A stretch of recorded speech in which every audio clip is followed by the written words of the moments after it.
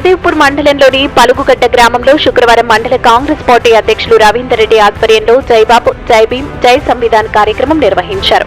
ఈ కార్యక్రమానికి ముఖ్య అతిథులుగా కాంగ్రెస్ పార్టీ జిల్లా అధ్యక్షులు గజ్వేల్ మాజీ MLA Narsa Reddy, Gajwel market chairman Narender Reddy హాజరయ్యారు. అనంతరం కాంగ్రెస్ పార్టీ నాయకులతో కలిసి గ్రామంలో పాదయాత్ర నిర్వహించారు. ఈ సందర్భంగా ఆయన మాట్లాడుతూ దేశ ప్రజలకు సమాన హక్కులను కల్పించిన భారత రాజ్యాంగాన్ని కాపాడుకోవాల్సిన బాధ్యత ప్రతి భారతీయ పౌరుడిపై ఉన్నదని అన్నారు. ప్రస్తుతం జరుగుతున్న పరిణామాలను ఎదుర్కొని ప్రజాస్వామ్య పరిరక్షణకు దేశం మొత్తం ఏకం కావాలని ఆయన కోరారు. గత 10 సంవత్సరాలుగా బీజేపీ ప్రభుత్వం రాజ్యాంగానికి తూట్లు పొడుస్తూ ప్రజాస్వామ్యాన్ని అపహాస్యం చేస్తుందన్నారు.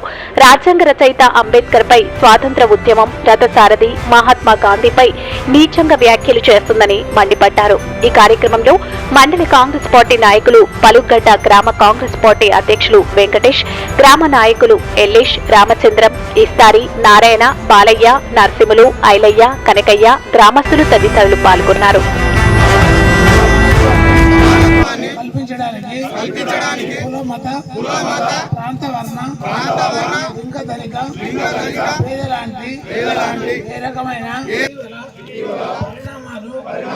రాజ్యాంగ స్ఫూర్తిని నింపదీస్తూ ప్రజాస్వామ్య విలువలను కొనరాస్తూ సమాజంలో అశాంతిని నింపు ఉద్దేశాలను రెచ్చగొడుతున్నాయి.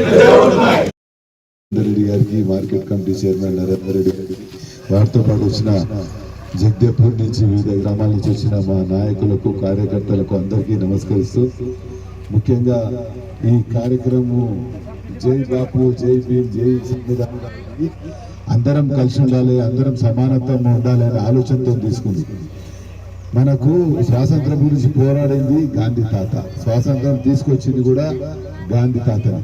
మరి గాంధీ తాత కాంగ్రెస్ పార్టీ అధ్యక్షులుగా కంప్లీట్ అయ్యేప్పటికి 100 సంవత్సరాలు అవుతుంది.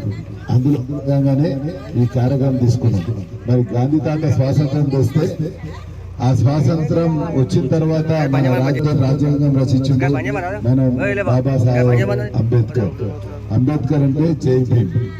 ఈ రెండింటితో పాటు మరి రాజ్యాంగం రచించింది కాబట్టి ఆ విధంగా మనం అందరం కూడా ఎస్సీలు, ఎస్టీలు, బీసీలు రిజర్వేషన్ తోని అందరం సమానంగా ఉండాలనే ఆలోచనతోనే ఆ రోజు అంబేద్కర్ గారు రిజర్వేషన్స్ పెట్టారు. మరి ఆ రిజర్వేషన్స్ ను మొన్న ఉన్న చంద్రశేఖర్, కేసీఆర్ గాని, ఇప్పుడున్న మోడీ గాని తూట్లు పొడిచి మెల్లమెల్లగా రిజర్వేషన్స్ తీసేయాలని ఆలోచన చేస్తారు. మనకు రిజర్వేషన్లు ఎలా అవసరం ఉంటాయి? పిల్లలు చదువుకున్నందుకు ఉంటుంది, ఉద్యోగాలు ఉంటుంది. చదువుకునే దాంట్లో యూనివర్సిటీ, ప్రైవేట్ యూనివర్సిటీలని కేసీఆర్ తీసుకొచ్చారు.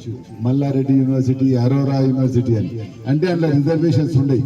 ఈ విధంగా మెల్లమెల్లగా రిజర్వేషన్స్ తీసేయాలనే ఆలోచనతో ఈ కేసీఆర్, మోడీ కూడా, ఎందుకంటే ఈ రిజర్వేషన్స్ తోని పేద ప్రజలందరూ మంచిగా బతకాలని ఉంటది కాబట్టి ఆ రిజర్వేషన్ తీసేస్తే ఆ పెద్ద కులపోలే బతకొచ్చు అనే ఆలోచనతోని, ఆ దుర్బుద్ధితోని పార్లమెంట్ లా మన అంబేద్కర్ గురించి అవమానించే విధంగా మాట్లాడింది. రామ్ రామ్ అనక జై భీమ్ అని ఎందుకు అంటున్నాను అంటే మనం గమనించాలి. వీళ్ళందరూ కూడా బీజేపీ కానీ బీఆర్ఎస్ కానీ మెల్లగా రిజర్వేషన్ తీసేయాలని ఆలోచనతో చేస్తారు. కాబట్టి మరి ఆ రిజర్వేషన్స్ ఉంటేనే మన దేశం బాగుపడుతుంది, అందరికీ సమాన హక్కులు ఉంటాయి అనే ఆలోచన పడతారు. కాబట్టి